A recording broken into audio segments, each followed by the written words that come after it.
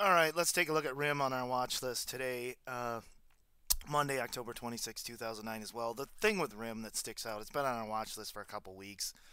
Had the short recommendation at 84.20, had earnings with the puts that worked out phenomenally, 500% the next day. But take a look at this. It's the 200. It's all about the 200 with RIM, and we can draw some support lines here.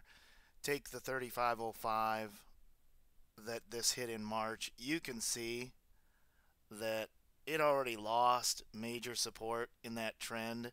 Basically, when it lost, well, its 8-day moving average is right about there, and so is its 13-day.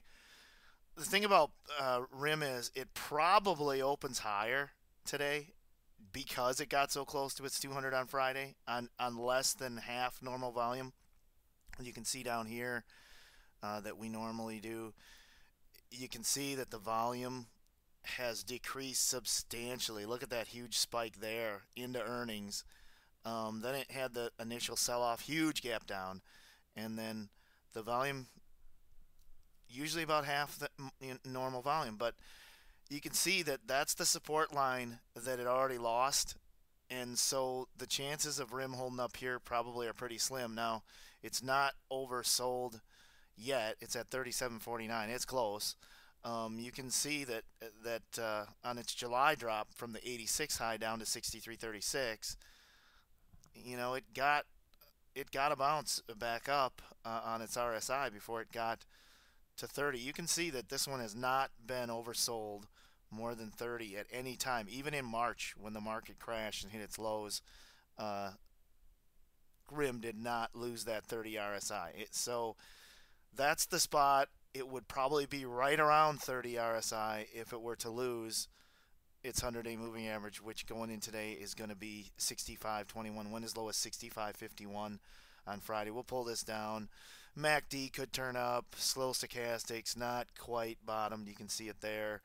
And then the money flows since earnings were missed on a massive scale. The bailing on RIM began. So the key thing here is RIM gonna hold that 200-day moving average? If it doesn't, well, then the gap players are going to get real interested with RIM because it has a huge gap to fill all the way down to about 50. And if we get rid of this line now and we just do basically a retrace off that 88, we'll get it as close as we can to do this example. Take it down to 35.05. It's pretty close here. You can see that 55.23 is the last bullish retrace of this range going back to the 35.05. 61.46 would be a half retrace. That's probably what happens. RIM doesn't get back through the 60, I guess you call it the 66.97 area, the 8-day moving average. Doesn't get through that.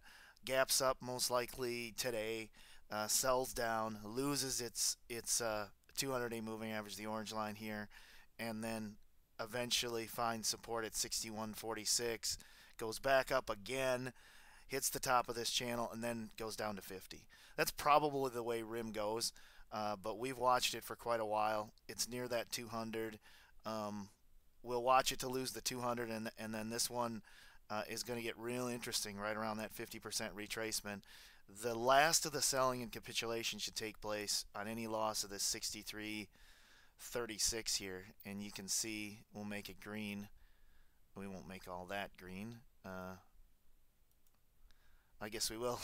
We'll make it black then with stock charts here. We'll make it black, and you can see right there. And look at the top over here of the 60.47. That's key too.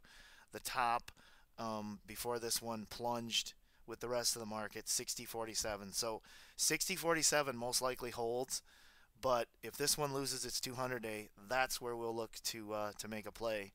61.5, 62 area, and then look for a bounce back up to the top of this former support line, now resistance. So that's Palm for today.